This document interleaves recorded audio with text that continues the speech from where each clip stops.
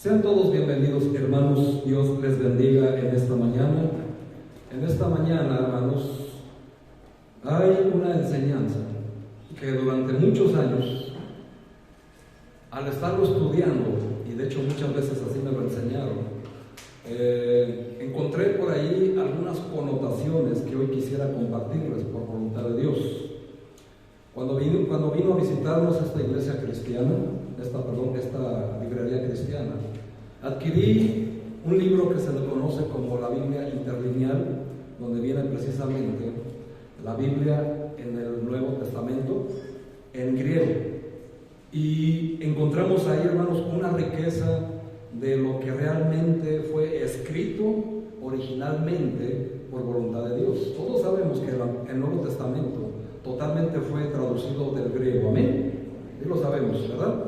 Bueno, este libro, hermanos, ahorra mucho, pero mucho tiempo en el estudio, y hoy les quiero compartir lo que me ha dejado ver la importancia de tener estas herramientas para nosotros estudiar en el contexto adecuado de la línea original de la traducción original en el cual fue escrito, principalmente en el Nuevo Testamento. ¿Y qué les quiero decir con esto, hermanos? Lo siguiente: a lo largo de la historia se nos ha enseñado, y nosotros mismos lo hemos ensayado, dos grandes maneras de enfrentar el mal. Por un lado, la oposición violenta, es decir, pagar con la misma moneda, devolver el golpe por el otro golpe. Si tú gritas, yo grito más fuerte, y el que pega primero, pega dos veces. Esto es una filosofía del mundo, y toda la vida hemos sido enseñados desde pequeños a defendernos de esa manera. Por otro lado, existe la pasividad que soporta todo para no confrontarlo. Ante estas dos alternativas, Jesucristo nos invita, hermanos, a probar una tercera: una resistencia sin violencia. Y precisamente, hermanos, estamos en Mateo. Estamos en Mateo capítulo 5, versículo 38 a 48, donde vemos un discurso de Jesús. Los discípulos de Jesús estaban sentados en la ladera de un monte, donde les fue dado el sermón del monte, aquel famoso de las bienaventuranzas, ¿lo recuerdan? Estaban escuchando a Jesús decir algunas cosas de las más increíbles que hasta ese momento sus discípulos habían escuchado antes. Los pobres son bienaventurados, y que es bueno ser perseguido por la causa de la justicia y por causa de su nombre, o que insultar a alguien es prácticamente como matarlo. Pero cuando la cosa no se puede poner más rara e increíble para sus oídos, escucha estas frases de Jesús. Dice el versículo 43: oíste que fue dicho, amarás a tu prójimo y aborrecerás a tu enemigo. Esto lo oyeron ellos por la ley de Moisés. Esto, hermanos, para ellos era algo normal escucharlo, porque al ser instruidos en la comunidad judía por los rabinos, ellos sabían lo que decían las antiguas escrituras, y ellos sabían muy bien esto que les estaba diciendo el Señor Jesús. Por eso les decía: oíste que fue dicho, amarás a tu prójimo y aborrecerás a tu enemigo. Pero yo os digo, ya dice el Señor Jesucristo, amad a vuestros enemigos y bendigan a los que los maldicen, haced bien a los que los aborrecen y orad por los que ultrajan y los persiguen. Totalmente contrario a lo que ellos habían sido enseñados, y por supuesto que también habían actuado de esa manera. Sigue diciendo: para que seáis hijo de vuestro Padre que está en los cielos, que hace salir el sol sobre malos y buenos, y que hace llover sobre justos e injustos. Y les da una razón: porque si amas a los que te aman, ¿qué recompensa tendrás? ¿No hacen así también los publicanos? Si saludas a vuestros hermanos solamente, ¿qué hacéis de más? ¿No hacen también así los gentiles? Sed pues perfectos, como vuestro Padre que está en los cielos es perfecto. Así que, hermanos, Jesús está enseñando una tercera alternativa contra la resistencia de las personas que hacen daño. Jesús está enseñando a tratar con los que nos ofenden, con los que nos lastiman y con los que nos oprimen. Ellos sabían, hermanos, que la Escritura decía ojo por ojo, diente por diente. Y eso lo dice en Levítico, hermanos, en la ley mosaica. Así que ellos entendían que tenían que vengarse. Vamos a devolver un golpe más fuerte que el que nos dieron. Lamentablemente, hermanos, hoy muchos siguen haciendo eso. Pero Cristo, hermanos, deja muy en claro que ese no es el lenguaje del reino de los cielos. Por eso nos invita a derrotar el mal con el bien, a cambiar el patrón de violencia y de venganza que este mundo nos ha enseñado. Pero hay un problema, hermanos, con este pasaje. El problema, hermanos, es entender la siguiente pregunta. Jesús está diciendo que ser realmente un buen cristiano significa ser un trapo del piso de los demás. ¿Cómo lo sabemos? Si está diciendo ahí, ¿oísteis que fue dicho? Ojo por ojo, diente por diente. Pero yo digo, no resistáis al malo. Antes, a cualquiera que te hiera la mejilla, vuélvele también la otra. El que quiera ponerte a pleito, quitarte la túnica, dale también la capa. Y cualquiera que te obligue a llevar una carga por una milla, ve con el dos. Eso fue lo que dijo Jesús, porque eso está escrito en el Antiguo Testamento. Realmente, hermanos, eso es lo que Jesús quería decir. Aquí, hermanos, es donde tenemos que entrar en el contexto, no solamente de su raíz etimológica de cada palabra, sino en el contexto cultural y arqueológico, y por supuesto también social. Acuérdense, hermanos, que para poder interpretar la Biblia tenemos que ir a la raíz etimológica para no enseñarle a alguien una idea de que es lo que yo creo que Dios quiere decir, y más bien enseñar lo que estoy convencido que Dios quiere que enseñemos. Por eso es importante entender el idioma original, que es el griego. Y por eso, hermanos, esta enseñanza tiene que ver con esta Biblia interlineal que acabo de adquirir. Porque vamos a ver, hermanos, la importancia de poder enseñar bajo el contexto original para callar la boca de los insensatos y de los ateos y de los indoctos. De los que dicen, ustedes qué saben lo que dicen, hay un montón de traducciones, la Biblia la escribieron hombres y bla bla bla bla bla bla bla bla. Porque lo dicen, amén. Muy bien. De cierta manera tienen razón. Por eso tenemos que ir a la Biblia original que fue escrita en griego. Y eso, hermanos, nos da el amplio panorama para entender el contexto por el cual el Señor Jesucristo dijo estas palabras. Ahora, para entender, hermanos, tenemos que entender que hay consecuencias terribles de una mala interpretación de estos pasajes. No resistas al malo, dice el Señor Jesucristo. Pareciera ser una enseñanza de sumisión absoluta, ¿no es así? Poner la otra mejilla suele ser un sinónimo de pasividad. Y se usa la frase caminar la segunda milla para motivar a las personas a que se esfuercen aún más. Y digamos, entre comillas, está bien aplicado, pero no es exactamente lo que el Señor Jesucristo quería decir. A simple vista, hermanos, parece ser que Jesús está diciendo lo que sus seguidores, sus discípulos deben de ser personas derrotadas sin voluntad alguna. Y en la mente de muchas personas, el ideal de un buen cristiano es alguien que sea dócil, débil, fácil de engañar, alguien de quien aprovecharse y que además no puede poner resistencia porque se supone que es cristiano. ¿No es así?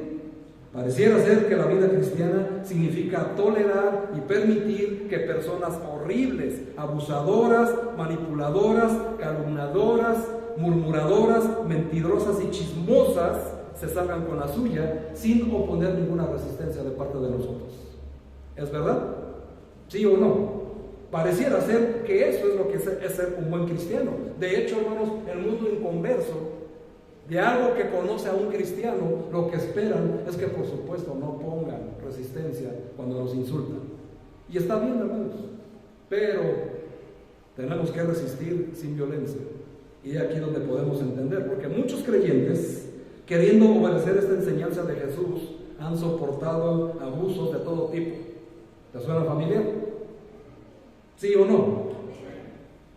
Peor aún, han justificado situaciones imposibles de justificar. ¿Te suena más familiar? Peor más aún, han cargado sobre sí mismos o sobre otros las responsabilidades de ser el costal de boxeo de los demás. Y a la luz de este pasaje, muchos creyentes, con las mejores intenciones, por supuesto que sí, han terminado convertidos en trapos desechables o incluso algo peor, porque aún hay algo peor de no entender este contexto.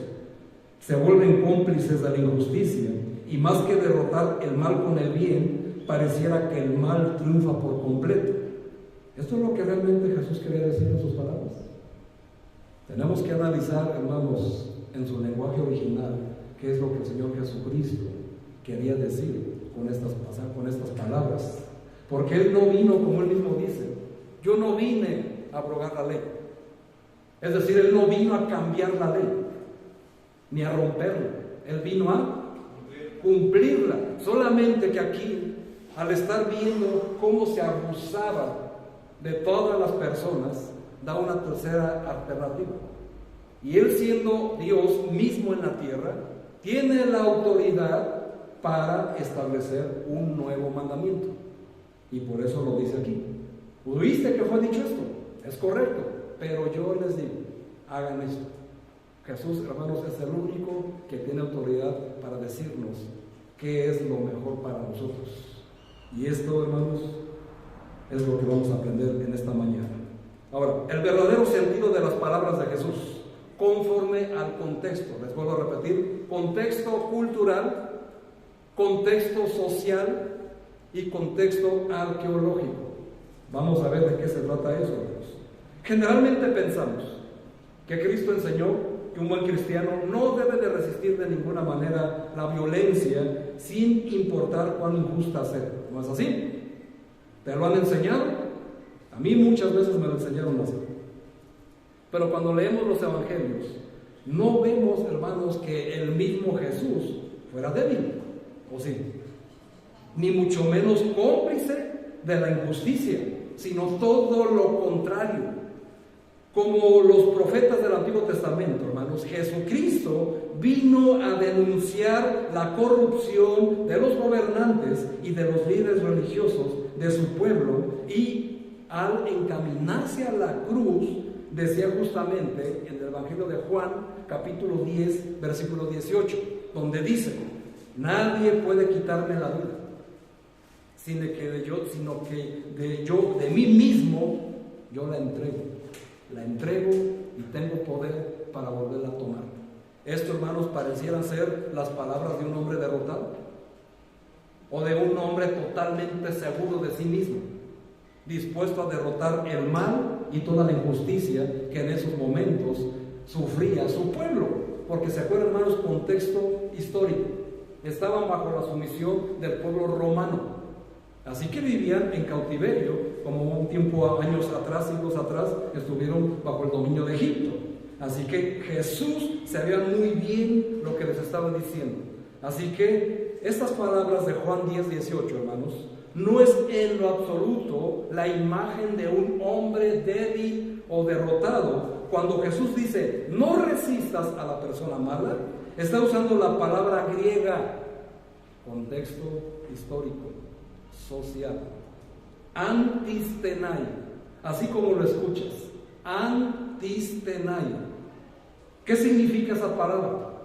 De no resistas al malo. Antistenai significa que es un término, fíjense, hermanos, que se usaba para hablar de la guerra, y significa, en su raíz etimológico griego original, significa estar en contra, significa resistirse y también significa sublevarse. Es la misma palabra usada en Efesios capítulo 6, versículo 13, donde el apóstol Pablo le dice a la iglesia de Éfeso: pónganse todas las piezas de la armadura para poder resistir al enemigo en el día malo. También les dice antistenai. Es lo mismo. Ahora, tenemos que entender al final en contexto espiritual, ¿verdad? Porque muy bien, muchos carnales e indoctos, inconstantes, van a poder aplicar este pasaje para quererse sublevar, para poderse revelar. Pues no, hermanos. Vamos a ver las palabras sabias del Maestro de Maestros, Jesucristo, y por qué utilizó esa frase: no resistáis al malo, y lo demás. Jesús propone una tercera alternativa, hermanos: ni la violencia ni la pasividad, sino la resistencia no violenta, la resistencia sin violencia, antistenai, sin violencia. Es decir, hermanos, resistir al mal a la manera de Cristo, como Él lo hizo. Él mismo dijo: yo he dejado mis pasos para que ustedes caminen en ellos, y sus pasos serán seguros. Así que una mejor traducción de este pasaje, hermanos, sería: no resistáis, no reacciones violentamente contra alguien que es malo. Esto es la clave, hermanos, para entender el contexto del resto del pasaje, porque después de afirmar esto, Jesús da 3 ejemplos que representan lo que quiere decir. Es decir, 3 ejemplos donde podemos utilizar antistenai, resistencia sin violencia. Vamos con la primera, hermanos: ofrecer la otra mejilla. Contexto social y arqueológico, importantísimo para poder traducir correctamente la voluntad de Dios. Amén. ¿Qué significa ofrecer la otra mejilla? Si yo te preguntara a ti, hermano o hermana, cuando tú lees este pasaje, ¿qué significa para ti? Si alguien te diera la otra mejilla, ¿qué dice el Señor Jesús? Pone también la otra. ¿Qué significa para ti? Lo obvio, ¿verdad? No te resistas. Deja que se dé gusto contigo, ¿verdad? Y tal vez no solamente te dé otra, sino te dé 2 o 3. Al fin, que eres bien cristiano y no puedes resistirte, porque el Señor Jesucristo dijo: no resistas al mal. ¿No es así? Muy bien, vamos a entender. Raíz etimológica griega. Si yo creo que Jesús enseñó que ser un buen cristiano significa ser sumiso, es obvio el sentido que le quiso dar a estas palabras. Tengo que dejar que me golpeen una y otra vez y que me pasen por arriba. ¿No es así? Pero ya quedó claro que eso no es lo que enseñó Jesús. Vamos a ver otra cosa que cambia totalmente el sentido de esta frase. En la cultura de Jesús, contexto cultural. Acuérdense, hermanos, Mateo, siempre estamos en un contexto judío, contexto cultural judío, y vivían bajo la opresión romana. ¿Amén? En la cultura de Jesús, y yo creo que muchos lo conocemos, se usaba la cachetada para humillar a alguien. Uno se iba a los golpes con alguien en igualdad de condiciones, culturalmente hablando. Pero a un subordinado se le pegaba una cachetada como una forma de mostrar desprecio hacia la persona considerada inferior en esa cultura. Era la manera en que los amos golpeaban a sus esclavos, los esposos a sus mujeres, los padres a sus hijos y los romanos a los judíos. Se pegaba siempre con el reverso de la mano derecha, esa mano santa de nuestra madre que muchas veces nos educó. Si no te dieron esa, hermanos, no tuviste infancia. Esa mano bendita de nuestra madre, hermanos, fue la que nos educó, con el reverso de la mano derecha. ¿Sí o no? Si a tus hijos les hace falta, hermanos, estás muy a tiempo, no se lo detengas. Cuando empiecen así a levantarte la voz y quererse poner a tú por tú, lo puedes hacer y no hay pecado. Aunque te digan ellos que sí, no hay pecado, hermanos, el Señor lo avala. Así que ahí está, hermanos. Obviamente no te lo vas a pasar. No, hermanos, hay un límite. Pero hay que tener, hermanos, control. Pero bueno, contexto, hermanos, eso era lo que se utilizaba. Se pegaba siempre así con la mano derecha y, hermanos, pongan atención, contexto arqueológico, cultural y social. No se utilizaba jamás la mano izquierda, porque la mano izquierda solamente se usaba para tareas impuras. Interesante, ¿verdad? Raíz etimológica griega. ¿Cómo nos habla el entendimiento? Mano derecha. Y nunca utilizabas la mano izquierda porque esta solo se utilizaba para cosas impuras. Con esta mano, hermanos, yo no sé cómo le hacían, pero con esta mano se limpiaban sus partes.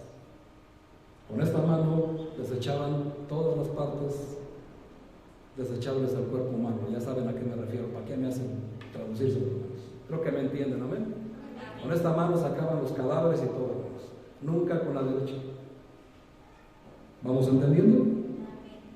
Ahora, entonces, si se golpeaba con el dorso derecho, estoy golpeando la mejilla derecha de la otra persona, porque está de frente, ¿no es así?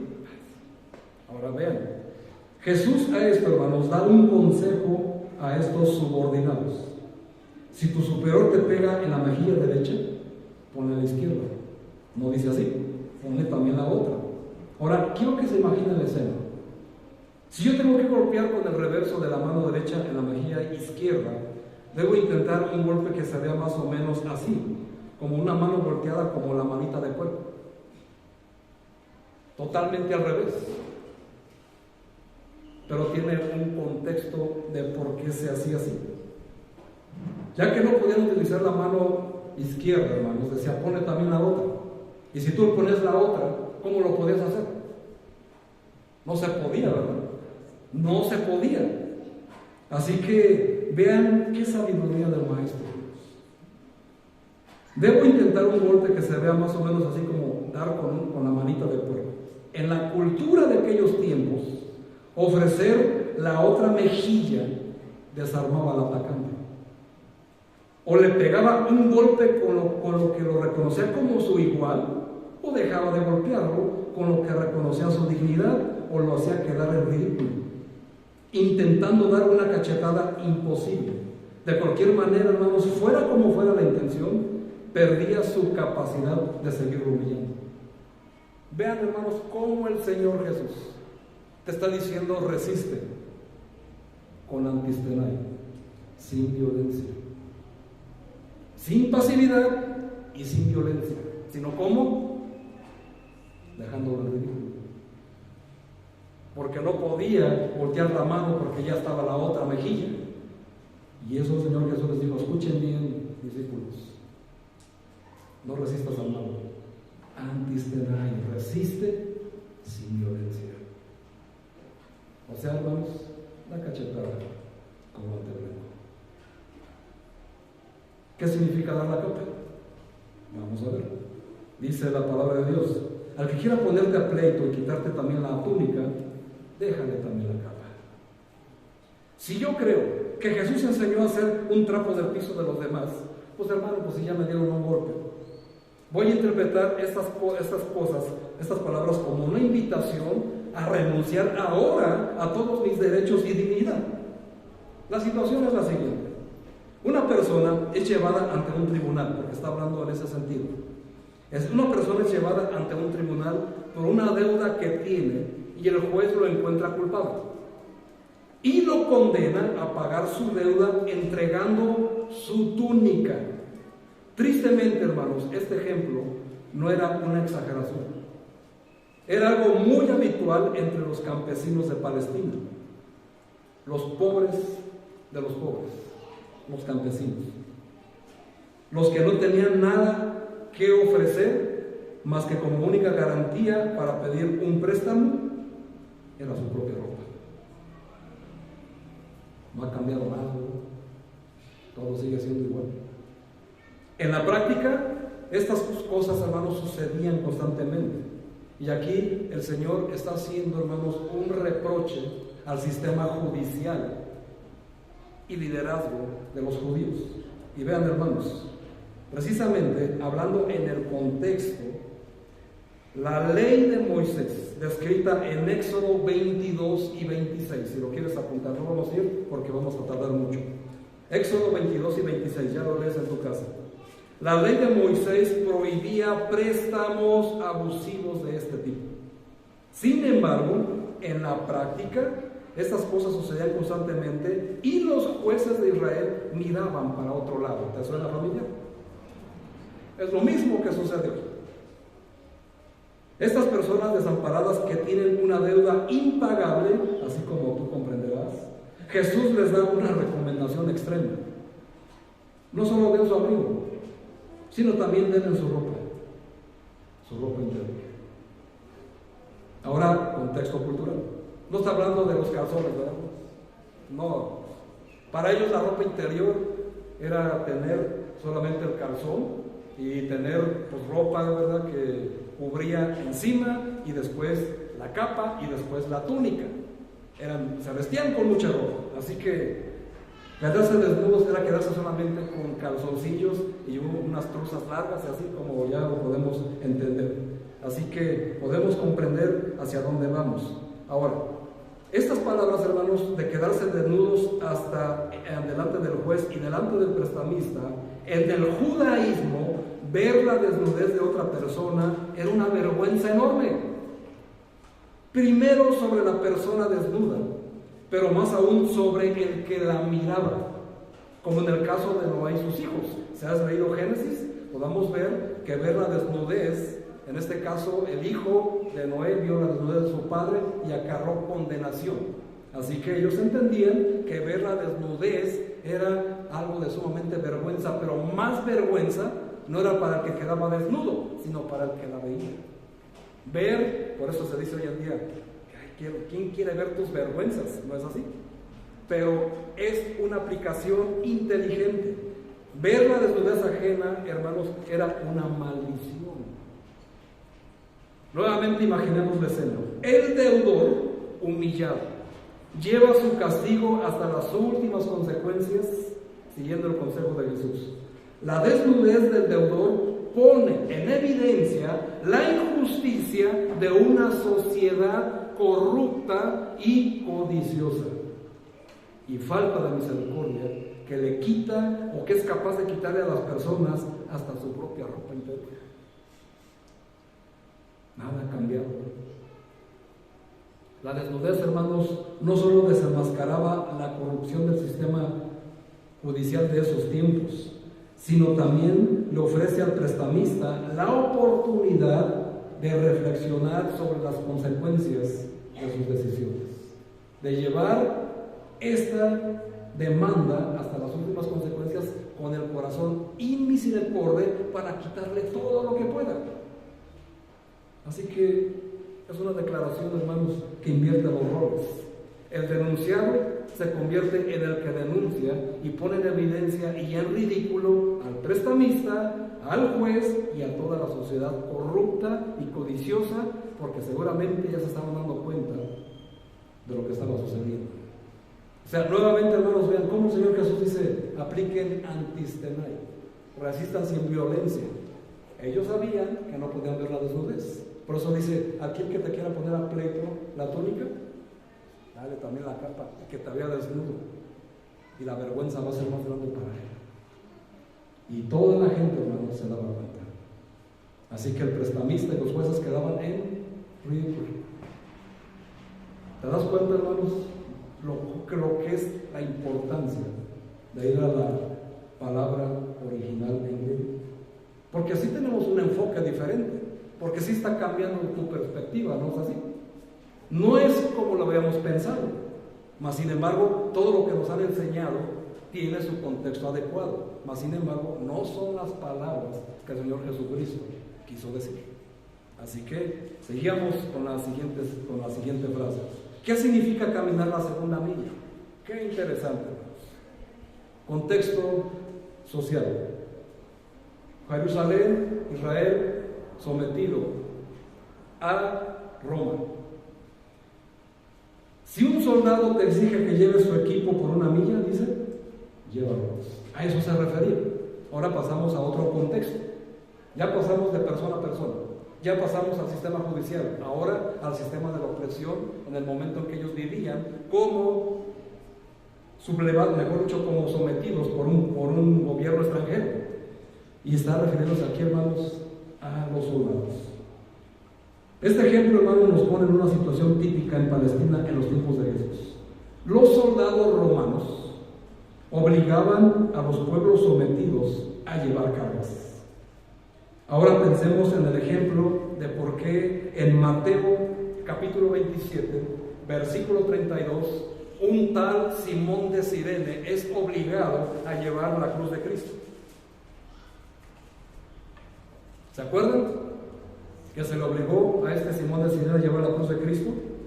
Estaba obligado, hermanos, y lo obligó un soldado romano, que se supone que cuando el enjuiciado ya no podía cargar la cruz, un soldado tenía que ayudarle. Entonces, ¿qué hizo el soldado? Utilizó su derecho, utilizó a su pueblo sometido a que llevara la carga. Así que obligado a llevar la carga de Jesús. Ahora, según, hermanos, contexto histórico, según la ley romana, un soldado podía obligar a un civil a cargar su equipo personal que pesaba entre 30 y hasta 40 kilos por una milla, o sea, 1.601 kilómetros, un poquito más de 1,5 kilómetros. Pero la ley decía otra cosa. Si el soldado, o sea, la ley también decía otra cosa en esa ley, si el soldado obligaba al civil a cargar su equipo más de una milla, o sea, más de 1,5 kilómetros, era fuertemente sancionado. ¿Ya estás viendo el patrón? Qué interesante, ¿verdad? El objetivo de esta ley, hermanos, era doble. Por una parte, que los pueblos conquistados colaboraran con el movimiento de los ejércitos romanos, y por la otra, que los pueblos no se rebelaran al percibir que el abuso era excesivo. O sea, eran inteligentes también los romanos, sabían hasta dónde aplicar sus leyes. Por eso Jesucristo utilizó esa frase. Y en ese tiempo, hermanos, existía un grupo llamado los celotes, un grupo revolucionario, eran los que estaban en contra de los romanos. ¿Qué hubiera recomendado un celote? Matar al soldado. Después de obligarlo a llevar más de lo que decía la ley romana, más de 1,5 kilómetros, podía sublevarse y matarlo. Y no pasaba nada, porque violó la ley romana y quedaba desprotegido porque el propio romano violó su ley. Ahora, vamos a algo. Jesucristo, hermanos, recomienda otra cosa. Una vez más, una obediencia exagerada ante una situación injusta que en el momento no puede ser cambiada. Antistenai nuevamente. El oprimido recupera ahora la iniciativa llevando el equipo por una segunda milla, o sea, 3 kilómetros. Y eso tiene dos sentidos. Contexto cultural. El hecho de que esa actitud pone en problemas al soldado, que hace violar su propia ley, o que el soldado en ese momento queda en una encrucijada mientras es tratado ahora amablemente por una persona que debería estar enojada. Esta incomodidad del soldado ante la reacción del oprimido lo descoloca totalmente. Así que una vez más lo pone en condiciones de reconsiderar la injusticia de sus prácticas y actitudes. O sea, hermanos, nuevamente, antistenai, resistencia sin violencia. Y en los 3 ejemplos, el Señor Jesucristo nos dice que apliquemos la misma resistencia, pero sin violencia, dejando desarmado a nuestro agresor, haciéndole un bien que por supuesto no se merece. Increíble, ¿no? ¿Cómo cambia la cosa cuando se estudia en el idioma original? Y eso, hermanos, es importante. Ahora, el poder de la resistencia no violenta. Hemos visto, hermanos, estas dos cosas: la oposición pasiva o violenta. Jesús dice resistencia sin violencia. Frente a un sistema roto e injusto, Jesús propone un camino diferente que logra algo muy superior. Romanos 12, 17 al 21, tienen ahí algunos de sus pasajes, pero acompáñenme ahí, hermanos. Romanos 12, 17, por favor. Vamos a ver el apóstol. Y fíjense, hermanos, ¿a quién Pablo le da la recomendación? A la iglesia de Roma. Y no estoy hablando de la católica, no, estoy hablando de la iglesia cristiana, la verdadera, no la que ustedes ya conocen, hermanos. ¿Están ahí? Dice desde el 17: no paguéis a nadie mal por mal. Ahora vamos a entender con más sentido las palabras de Pablo. No paguéis a nadie mal por mal. Procurad lo bueno delante de todos los hombres. Si es posible, antistenai. En cuanto dependa de vosotros, estad en paz con todos los hombres. 19. Antistenai aplicado. No os venguéis nosotros mismos, amados míos, sino dejar lugar a la ira de Dios. Porque escrito está: mía es la venganza, yo pagaré, dice el Señor. Así que, antistenai, si tu enemigo tuviere hambre, ¿qué dice que hagas? Y si tuviere sed, pues haciendo esto, ascuas de fuego montona sobre su cabeza. No seas vencido de lo malo, sino vence con el bien el mal. Y aquí, hermanos, es donde cambia la perspectiva. El poder de la resistencia sin violencia. En otras palabras, es muy común utilizar esta frase como dar cachetada con guante blanco, ¿no es así? ¿Qué significa eso, hermanos? Cuando menos 7 cosas te deja para dar cachetada con guante blanco. Y te deja en un bien a ti, pero también para el agresor, para el chismoso, para el metiche, para el traidor, para el asesino, para el murmurador, para el agresor en general, para el murmurador principalmente. Primero, hermanos, haciendo esto, antistenai, número 1, empodera moralmente a las personas que son agredidas. Empodera moralmente a las personas que son agredidas. Número 2, detiene la escalada de agresiones del agresor. Ya vimos cómo el Señor nos enseñó. Número 3, da dignidad a aquellos que son violentados o agredidos. Número 4, avergüenza al violento y lo hace recapacitar. Aquí ya empezamos a vencer el mal con el bien. Número 5, encuentra una alternativa creativa hacia la violencia, como lo que hizo Jesús. Usa, incluso, hermanos, el humor para dejar en ridículo a la fuerza bruta, como era lo que pasaba con los soldados, ¿no? Y séptimo, el número 7 es número de perfección. ¿Y qué dijo el Señor Jesús? Hagan esto para que sean perfectos. Amén. Como mi Padre que está en los cielos, que es perfecto. Número 7, denuncia la injusticia estructural del sistema de este mundo. Así que esas 7 cosas, hermanos, nos dejan utilizar antistenai como Jesús nos recomendó.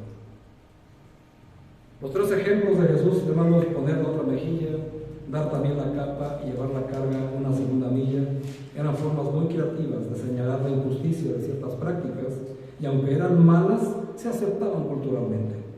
Pero en nuestra cultura, hermanos, hoy en día ya no significa nada. No estamos en el mismo contexto histórico, cultural y social. Entonces, pastor, cambiaron las leyes y las costumbres. Aplicar literalmente los ejemplos de Jesús no tiene las mismas implicaciones para nuestros tiempos. Por eso ahora nos toca a nosotros buscar esas formas creativas de resistencia sin violencia para generar la misma reacción ante situaciones, conflictos, prejuicios y violencias diferentes, donde podemos ver, hermanos, en estos días de lo que somos objetos. Cachetada con guante blanco. ¿Te imaginas qué es lo que puede significar? Es increíble, hermanos, porque hoy en día, antes de que tú mismo comprendieras el amor de Jesús, solías pensar mucho en el: ya se te va a ofrecer. Pediste un favor, no te lo hicieron, te vas a acordar de mí. Se te va a ofrecer un día. Ay, ¿cómo dicen? Ay, ¿cómo le llaman? Hay un karma, ¿verdad? Cuando alguien se negaba a hacerte un favor o simplemente te hacía un mal, y su forma de actuar contra ti lo tomabas tan personalmente, y ya casi estabas esperando la hora en el que él o ella necesitaran de ti para recordarles aquella vez que tú necesitaste de ellos y que te dijeron que no. Qué bien se sentiría al saber que esa persona ahora tendrá su merecido, ¿verdad? Y sufriría por lo que tú sufriste por culpa de ellos, especialmente si es una persona que no te cae muy bien. Pero las reacciones de la gente no siempre resultan como uno quiere. Quizás en primer lugar ni siquiera necesitaron tu ayuda, o quizás no les importó que no se las brindaras y sencillamente buscaron a alguien más que sí pudiera hacerlo. O sea, las relaciones interpersonales son impredecibles. Sin embargo, hermanos, qué vergonzoso es para alguien que su enemigo lo trate con nobleza. Eso sí sigue sucediendo. Un guante blanco, hermano, representa el bien, porque igual que como dice la Biblia, pagarás el marco del bien, según Romanos 12:17, según Tesalonicenses 5:15 y según 1 de Pedro 3:9. Dar cachetada con guante blanco representa la clase, la elegancia, la educación o compostura de no perder los estribos ante alguien que te trata mal. Y le puedes decir, mírame, cómo guardo mi compostura ante tus agresiones. Y representa una cierta pulcritud, porque tus manos terminarán limpias, sin sangre, sin insultos, gracias a este guante blanco. Y es lo que Pablo aconseja. Si tu enemigo hace esto, dáselo. Si tienes sed, dale de beber. Y ascuas de fuego montarás sobre su cabeza. Es decir, hermanos, aplicas antistenaje. Lo dejas en vergüenza y en ridículo, tratándolo bien, pese a que esa persona se la pasó hablando mal de ti, a tus espaldas como todo un cobarde, ¿verdad? Te empezó a murmurar de ti, criticando todo lo que haces, chismeando, aumentando o señalando, enjuiciando, y lo tratas bien. ¿Qué pasa? Resistencia sin violencia. Muestras tu categoría, tu madurez espiritual, y lo pones en su lugar sin insultarlo, pero también dejarlo de bien claro que todo tiene un límite, a la manera de Jesús. Antistenaje. Qué interesantes palabras, hermanos. De nuestra vida ya debe de eliminarse ya se te va a ofrecer, ojalá algún día tengas tu merecido, y estar esperando la hora para, viste, hay un karma, la justicia de Dios, mira.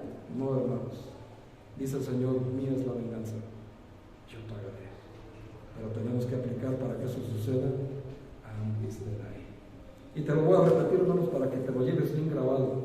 Antistenaje, todos los días de tu vida. Hay una historia, hermanos, rápidamente, en nuestros tiempos, bueno, hace unas décadas. La lucha por los derechos civiles en Estados Unidos. La chispa que encendió el fuego que pondría fin a la segregación racial en Estados Unidos fue una mujer llamada Rosa Parks. Una mujer, hermanos, que se negó a ceder su asiento a un hombre blanco simplemente por ser afroamericana. Por este motivo fue llevada a la cárcel. ¿Imaginan? Su respuesta a esa injusticia, un pastor bautista, te va a sonar, llamado Martin Luther King Jr., ¿ya te sonó? Pastor bautista, convocó un boicot al sistema de transporte público. Esta protesta, hermanos, duró 382 días. Durante ese tiempo, el transporte público perdió tanto dinero que debieron derrogar la segregación en los autobuses. Y entonces, hermano, ya se podían subir negros y blancos por igual. Esta ley civil, hermanos, en 1964 dio lugar a la ley del derecho en el año siguiente.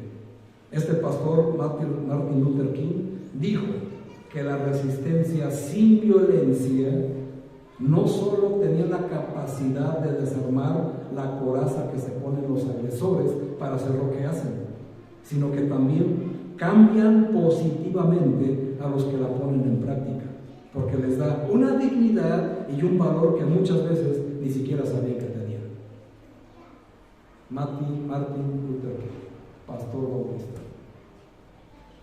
Los que han pasado, hermanos, la vida soportando todo tipo de humillaciones, creyendo ser inferiores, de pronto se hacen cargo de sus decisiones y de sus destinos. El ejemplo más grande que tenemos en la historia de la humanidad de resistencia sin violencia y que inspiró a todos los demás fue el propio Señor Jesús, entregando voluntariamente su vida en la cruz. Por eso dice en Juan 10:18, nadie me quita la vida, sino que yo mismo de mi voluntad la entrego. Y tengo el poder para entregarla y para volverla a tomar, porque ese mandamiento recibí de mi Padre. ¿Aplicó qué? Antistenaí. Puedes ver los 4 evangelios y te puedes dar cuenta que en ningún momento Jesús se mostró así. En todo tiempo estaba mostrando antistenaí, resistencia sin violencia. Mas, sin embargo, hermanos, tenía que suceder lo de la cruz para que tú y yo pudiéramos ser salvados de la infierno. Nosotros, hermanos, lo que tenemos que hacer es ahora buscar maneras creativas, sin ofender al agresor, pero ponerle, como se dice aquí, estate quieto. No me vas a humillar, y más al contrario, te voy a enseñar algo. Y también, hermanos, eso nos va a obligar, y eso Jesús lo hizo en la cruz, cuando les dijo: Padre, perdónalos, porque no saben lo que hacen. Y al final, cuando Jesús entregó el Espíritu, ¿qué dijeron los soldados romanos? Verdaderamente, este era el Hijo de Dios. Ese fue el propósito, hermanos, y sigue siendo el mismo propósito para ti y para mí. No se trata, hermanos, de entrar en conflicto, en violencia con todo aquel que nos agrede. Hay que bendecir, como dijo el Señor Jesucristo: bendice a los que te maldicen. ¿Y qué pasa? Los dejas en vergüenza y en ridículo. Ora por los que te ultrajan, por los que te mancillan, por los que dicen malas cosas de ti, por los que te atacan cobardemente murmurando. Ora por ellos y los vas a dejar en vergüenza. Eso, hermanos, es aplicar antistenaí modernamente, y eso es algo que tenemos que hacer. Termino, hermanos. Tú que estás en esta mañana, ¿de qué manera pondrás en práctica la resistencia sin violencia? ¿Qué respuestas creativas se te ocurren para cambiar las prácticas violentas y humillantes que tal vez hayas o estés recibiendo de un agresor? Y quiero finalizar con un reto, hermanos, para ustedes. En estos momentos, ¿hay alguna persona en tus pensamientos que no te agrade mucho? ¿Hay una persona que le tengas reservada la frase: ya se te va a ofrecer? ¿Crees que puedas acercarte a él esta semana y decirle que lo que necesite, ahí estás para servir? Eso es antistenaí. Yo sé que ya se te vino 1, 2, tal vez más. Esta oportunidad, hermanos, de mostrarte, porque al hacer esto vas a amontonar ascuas de fuego sobre su cabeza. Es decir, lo vas a enseñar y educar con guante blanco. Y serás, hermano, serás llamado un verdadero Hijo de Dios. Y serás perfecto como nuestro Padre que está en los cielos es perfecto. Pero eso, como siempre lo decimos, hermanos, eso es decisión de cada seguidor de Cristo. Cierra sus ojos, hermanos, vamos a hacer una oración. Te alabamos, Señor, y te damos gracias.